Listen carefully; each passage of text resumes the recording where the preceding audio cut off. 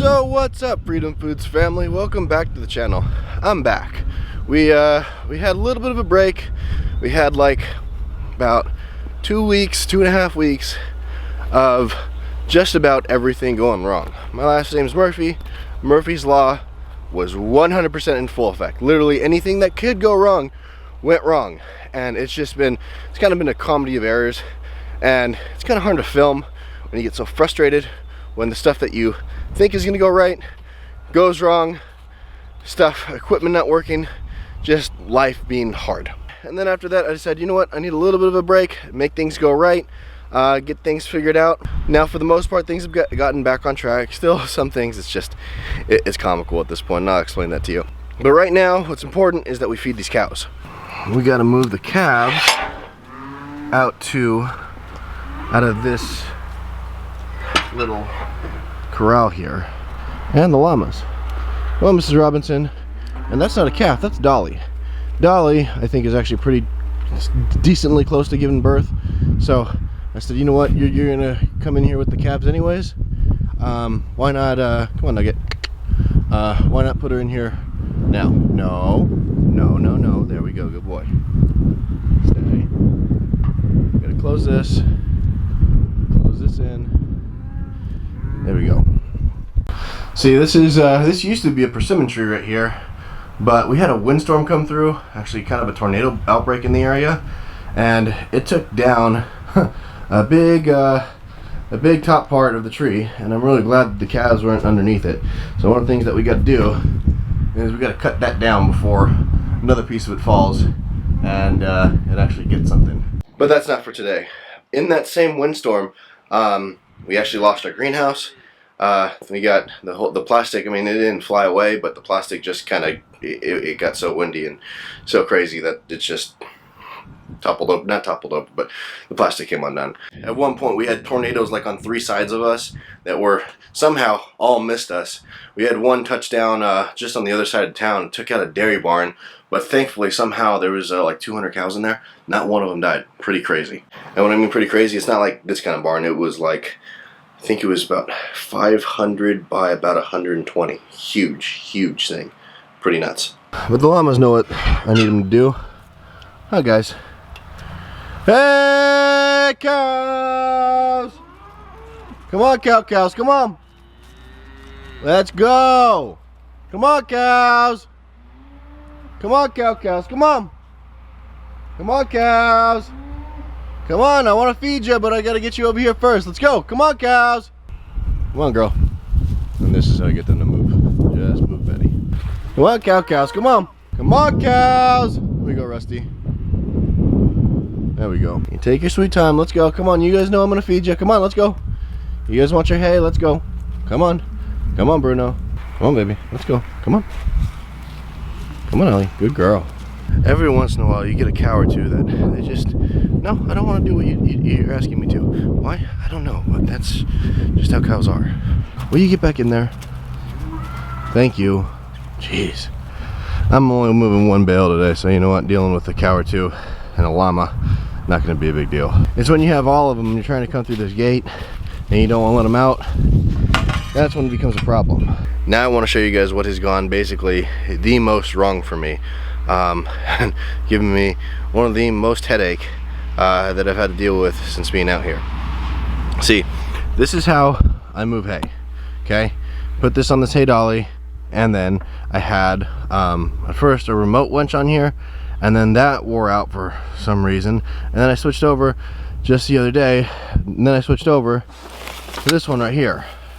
This is a Warn. This is actually a really good winch. Really good. It's more than enough capacity to move everything, and that one still works, but doesn't. Anytime you put any kind of load on it, it just starts clicking and vibrating, and it's just driving me absolutely crazy. So went to backup plan. I knew I had 2 other winches, manual ones, just because, you know, manual, as long as this works, that should work. But Murphy's Law, remember, okay? I know I had 2 winches. There's a good one and a bad one, and I forgot which one was which. The good one, I mean, it just goes faster. Bad one takes forever. This one takes forever. Let me show you what I'm having to deal with. This one is a single gear winch. So I gotta stir the pot for, yesterday I did this for 12 minutes and I got it 3/4 of the way up, because apparently this handle can come off too. So I put the bad winch on here, and this is the last time, 100% the last time I'm using this winch right here, because this is not this does not work. I mean, it works, but it this doesn't fit into my schedule. This does not work into my plan. But when the cows need hay and you gotta come up with something quick, this is what you do. Cue the SpongeBob 34 days later. 3 days later. Still going. This is, don't buy this. This is useless. I mean, it works, but I'm not even gonna get this all the way up. I'm just gonna get it up to about half, to where it's off the ground, and then I can move it back across the street to the cows, and then be done with this thing. I'm sure it has a purpose for something, but it's not for this at all. See, if this was on Halloween, I'd come here and dress up as a witch or a wizard, and I'll be stirring my cauldron of whatever. But right now, this sucks. All right, that's up off the ground enough to where I can move it. Try and get this much more in is just unnecessary, and it'll take too long. Now you might say, Ryan, why don't you move hay with the tractor? Well, for one, I actually prefer the hay dolly. It's easier on me, I like it better, but I was moving hay with the tractor with this guy right here, okay? This is a Massey Ferguson 431, okay? First started using it, like a couple days into it, this steering cylinder down here completely blows. Completely just starts shooting out. I think came out to be 8 gallons of hydraulic fluid that I had to replace, and this thing was not easy, and this thing is heavy as can be to try and replace and try and fix. So that happened, and then once I got that fixed, another issue. Same day that this thing got running. You know, I started using it, started moving some wood chips around, moved some hay, did some stuff with it. I checked the fuel gauge, and it was fine. It was over half. It was over half. And this tractor is not one of those that you can just, you know, drop a stick in and kind of measure where the fuel is, because the way the fuel tank goes, it's skinny, little right here, and then drops down to the fuel gauge. So there's like, you have to kind of go like that, okay? It's not just pop in, okay, that's how much fuel I have, because you can't trust fuel gauges. Well, I shouldn't have trusted this fuel gauge, because guess what? Ran out of diesel. See, I've had to learn the hard way when it comes to running out of diesel, because it's not just like gas, to where, okay, you run out of gas, you just put, you know, some gas in it, start right back up, and then you're good to go. No. It's a whole process. You have to drain the air bubbles out, you have to get to the fuel injectors, it's like a 2-person job to where you have to just pump it out. Well, the problem with this tractor is that it was made in Turkey, and here's the fuel injectors right here, the 3, but apparently in Turkey they have the hands the size of a needle, because fuel injectors are like right in the middle of this thing, in the smack dab middle. That's where the fuel injectors are. So I have to take this whole thing apart, like literally the whole thing apart, in order to get to it, in order to fix it. Now I was trying to cheat a little bit, and it kind of works. What I could do is I could put some ether, some starter fluid inside of the air filter here, and we can get it to start. We had to go with my buddy Chris. He just put it in, I fired it up, and it was pushing. We thought it would be able to push the air bubbles out of the gas tank, out of the fuel lines, but it kind of works. It works to where I can use this if I need to, but I have to use the starter fluid in order to start it, and that's not That's not fun, and that's not how a tractor's supposed to be used. So we're probably gonna have to end up taking this whole thing apart and putting it back together, draining the fuel lines, or getting the air bubbles out of the fuel lines, and then it should work. But yeah, it's been a process. But for now, this is the last time I'm using this thing. This is awful. And last bale of hay I'm using it for, but we gotta go feed cows. Okay, we're in the cows' permanent paddock. Okay, here's another issue that I've been having with this. Hey, Daphne, wait. I gotta get this cut. But here's another issue I've been having with this. We use a deep bedding system here. You can see, like, I'm on top of, you know, quite a, I mean, it's inches, probably 6 inches deep of, maybe more, of deep bedding, which is the hay that they don't eat mixed with their manure, and it makes compost. This has been working great. This method last year, the compost from it is amazing. I can't wait to spread it out on the fields, or maybe even use it in the garden. I don't know yet, but it's really, it's the best I've ever seen. I mean, it's really cool, and it's free. But the problem is, in using this method, is that the bedding gets deep, and when the bedding gets deep, you can easily get stuck. I've gotten stuck in here, not with the side-by-side, but I tried, you know, okay, I go move hay for my friend down the road, and I use a truck, use his truck for that, and I was like, I'm gonna go move a couple bales with his truck in here, because I already have the side-by-side, I mean, I already have the hay dolly hooked up, and I'm already in the, you know, kind of the flow. Oh, I got stuck in that, I got stuck in my truck, I got stuck in the tractor, 1, 2, 3, I think I've gotten stuck 4 times. So I've learned a method with this. Okay, if you want to use this deep bedding system, this will save you all my headache. You can learn from me. It's way better. Okay, what you do is I actually backed this in. So I drove in there, drove down, turned, put the side-by-side facing that way, and then I backed in. And I've been doing that, so you can see I backed in, and what I'm doing is I'm creating carbon on the ground that I can actually get traction off of, rather than manure and maybe a little bit of mud there that I can't get traction in. So next time I'll be able to pull back more, and then it'll go there, and then we'll work our way back, rather than trying to drive through, you know, very composty, squishy not goodness. It's a great method, but you have to have your method to get out of it, because deep bedding means you can go down pretty deep. Ask me how I know. Takes forever. Okay, finally. That takes way too long.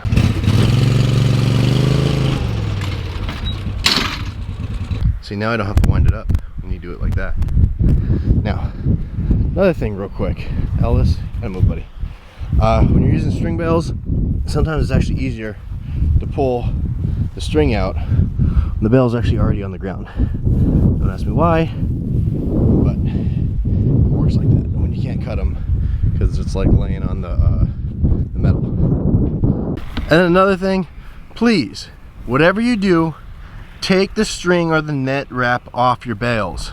I was driving around here the other day, and I saw something funny, kind of out of the corner of my eye, and I pulled over to the side of the road and I go, what are you doing? People put out hay without taking the net wrap off. The cows will eat that. They'll eat that, they'll get sick, they can't digest it, they'll clog them up, and they'll die. There's a lot of cases of that. Take your net and string wrap off the bales. It's not that hard. All right, big mamas. Let's go. Come on, cows. Come on, cows, come on. Come on, cows. There we go, Ellie. Good girl. Go eat your hay. I'll end up putting out more hay in probably tomorrow, but I'll probably do that with the tractor. I'll use the starter fluid to start it up and everything. It'll be okay. Actually, I'm seeing something right now. See that? That's Joe. Joe needs to get weaned. And if I can hold him back,